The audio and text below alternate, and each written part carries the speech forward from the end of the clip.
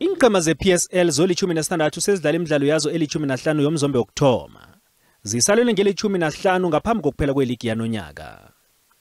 Kusasa iSundowns neChippa ngizo ezokuraga kokuthoma emidlalo yazo yomzombe wokugcina. Inqhema ezisolo zigcina ukubambana zombili ngokhukhulamungu wangomnyaka osand'ukuphela lo. Ngesikhathi iSundowns iwuthumba ngegondelo linye elizeni umdlalo loyo. iChippa isebujameni bethoba ngamaphuzu alitjhumi nethoba.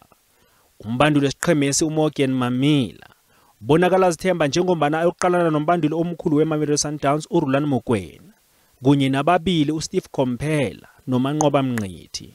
Lots on the agenda store for Ngakelinye ihlangothi izinto zibonakala zikhambela kuhle iMamelodi Sundowns esesiqongolweni seligi ngamaphuzu ama-37.